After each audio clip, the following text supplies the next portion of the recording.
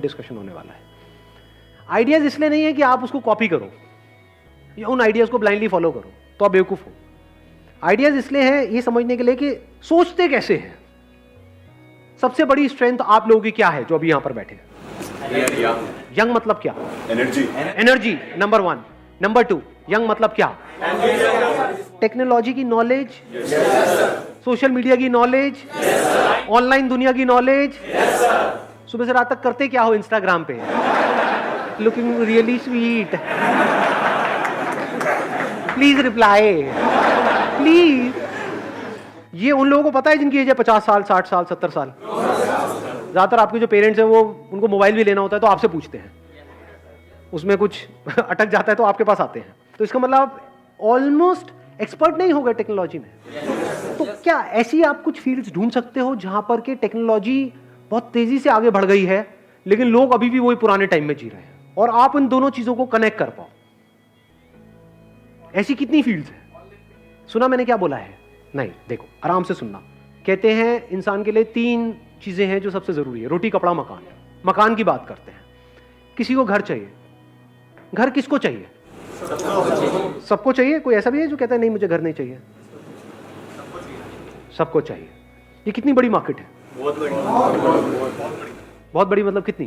बहुत बड़ी है सर, दुनिया में अरबों खरबों की मार्केट है। तो अब अगर इस मार्केट में क्या कुछ गैप नजर आ रहा है, कुछ गड़बड़ नजर आ रही है आपको, जिसको आप एंटर करके पूरा कर सकते हो और वहां से बहुत पैसा कमा सकते हो लीगली, सही तरीके से, बिना किसी टेंशन के, बिना किसी स्ट्रेस के, बिना किसी इन्वेस्टमेंट के? देखना, ध्यान से समझना। एक प्रॉब्लम है, लोगों को घर चाहिए। अब किसी को घर चाहिए, वो कैसे घर को ढूंढेगा? ऑनलाइन आपने बोल दिया ऑनलाइन क्योंकि आपकी एज है। समझ गए? आया ना एक बिजनेस आइडिया यहां से। यही अगर यहां पर अभी बैठे होते 50-60 साल के लोग, वो क्या कहते? पहले हम किसी प्रॉपर्टी डीलर के पास में जाएंगे, फिर वहां जा करके देखेंगे, फिर उसमें से एक सिलेक्ट करेंगे। आप क्या बोल रहे हो? ऑनलाइन। आधे लोग ऐसे होंगे, स्पेशली जो यंग एज में होंगे, वो पहले ऑनलाइन ढूंढेंगे, बाद में ऑफलाइन जाएंगे। जो एक पर्टिकुलर एज के हो सकता है वो ऑनलाइन के चक्करों में पड़े ही ना और सीधा ऑफलाइन चले जाए।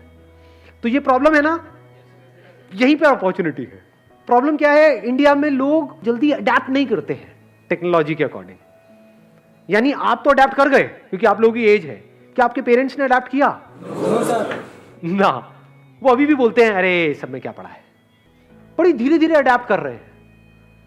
तो इंडिया में ऐसे कितने प्रॉपर्टी डीलर्स होंगे जो अभी तक ऑनलाइन वाले फंडे को समझ ही नहीं पा रहे होंगे, या वो कह रहे होंगे काम चल तो रहा है, क्या जरूरत है?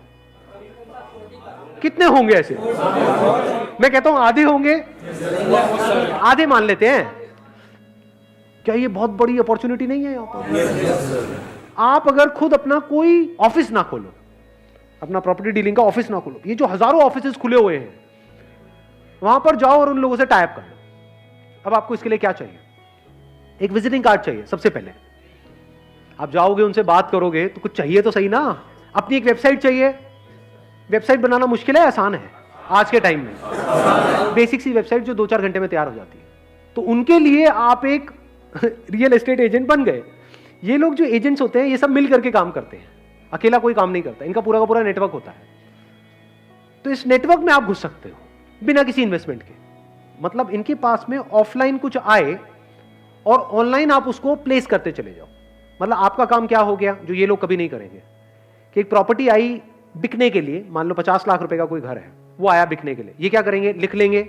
अब इनके पास अगर कोई आया तो उसको दिखाएंगे या अपने नेटवर्क में बता देंगे ऑफलाइन। तो जो ऑफलाइन की दुनिया है वहां तो वो चीज फैल जाएगी, ऑनलाइन वो है ही नहीं। तो क्या ये बड़ी अपॉर्चुनिटी है या नहीं है? ऑफलाइन आपने सबसे टाई अप कर लिया है कि जो भी चीज आती है, अब आप अलग क्या कर रहे हो औरों से जो और लोग नहीं कर रहे। क्योंकि मैंने इन साइट्स को ऑब्जर्व किया है, वहां पर क्या होता है, ऐसा लगता है कि जबरदस्ती बस उठा करके किसी ने कुछ डाल दिया है प्रॉपर्टी के बारे में। ना तो बहुत सारों में तो फोटोग्राफ्स ही नहीं होती है, होती है तो एक आध फोटोग्राफ होती है, वीडियो तो बहुत ही कम में होती है। आपने क्या करा? आपने कहा कि यार मैं कुछ ऐसा करूंगा जो बाकी लोग नहीं कर रहे। मतलब जो भी घर आया उसकी कम से कम 20-30 आपने फोटोग्राफ्स खींची, प्रॉपर हर एक एंगल से उसकी प्रॉपर वीडियो बनाई। उसमें आपका जा क्या रहा है? अपने मोबाइल से भी बना सकते हो, आजकल तो मोबाइल ही एक से बढ़कर एक आ गए हैं। मतलब कि ऑनलाइन जो बंदा आया उसको एक्सपीरियंस ऐसा हो रहा है कि मैं एक्चुअल में देख रहा हूं उसको, उधर से उस बंदे ने आपको फोन किया।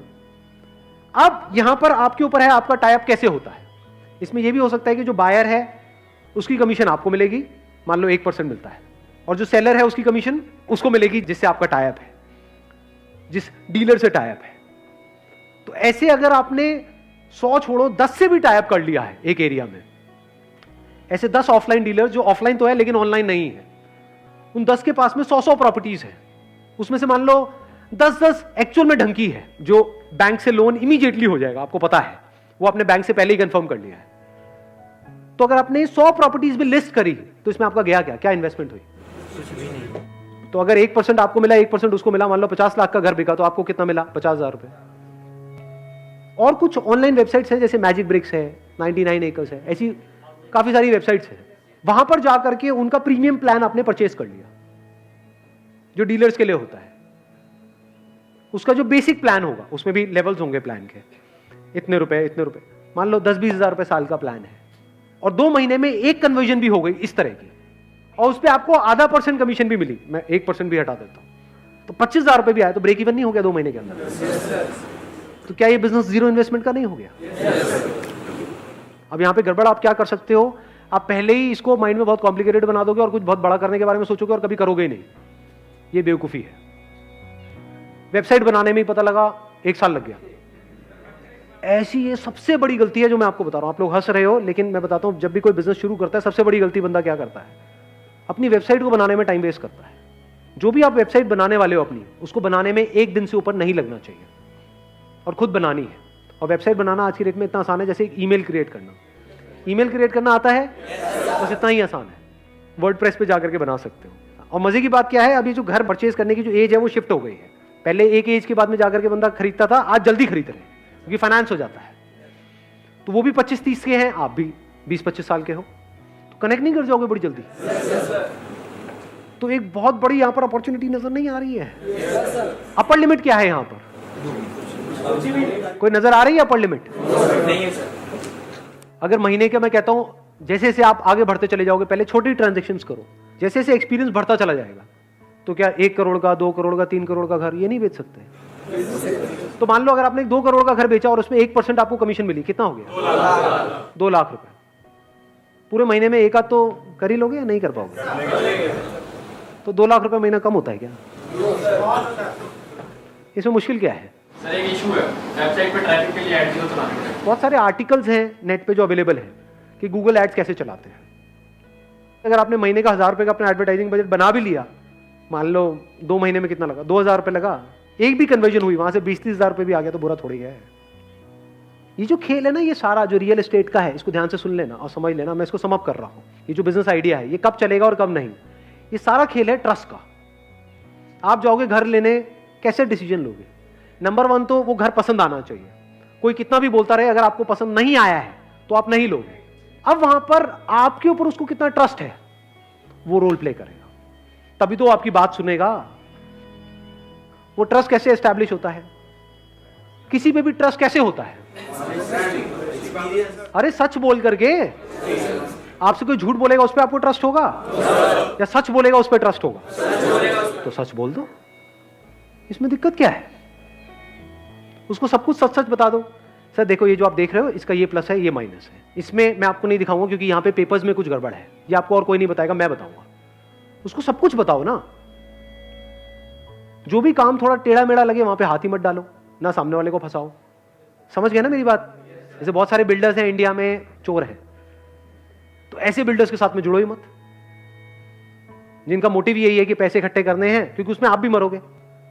आपने तो किसी के पैसे लगवा दिए, वो बिल्डर तो निकल लिया इंडिया के बाहर पैसे इकट्ठे करके, आप वहीं के वहीं, वो आकर के आपको पकड़ लेंगे। समझ गए? तो ऐसे काम करो ही मत, साफ सुथरा काम करो। शुरू से अपने फंडे क्लियर रखो, ऑनेस्टी को अपना बेस बना लो। और एक बंदे ने इस तरीके से आपके साथ में काम किया और उसको ये समझ आ गया कि ये बंदा प्रॉपर्ली काम करवाता है, तो क्या वो आपको आगे रिकमेंड करेगा या नहीं करेगा? आप होगे तो रिकमेंड करोगे या नहीं करोगे? इसको वर्ड ऑफ माउथ बोलते हैं। जिस दिन ये रिकमेंडेशन शुरू हो गई, अब समझ जाओ अब आप सही तरह से बिजनेस कर रहे हो। अगर कोई बंदा आपसे काम तो करवा रहा है लेकिन आगे किसी को रिकमेंड नहीं कर रहा है तो समझ जाओ आप गड़बड़ कर रहे हो। लेकिन अगर वो रिकमेंड कर रहा है और एक को नहीं, दो को नहीं, चार को रिकमेंड कर रहा है, वो आगे रिकमेंड कर रहे हैं, वो आगे रिकमेंड कर रहे हैं, कोई अपर लिमिट है ही नहीं आप कहां तक जा सकते हो। बहुत बड़ी इंडस्ट्री है ये, लाखों के आप करोड़ों भी कमा सकते हो एक महीने का, अगर ये बात हजम हो पा रही है। लेकिन अभी वहां तक नहीं जाते, लाखों तक ही रहते हैं। महीने का 1 लाख 2 लाख रुपए तो आप कमा ही लोगे। Thank you so much.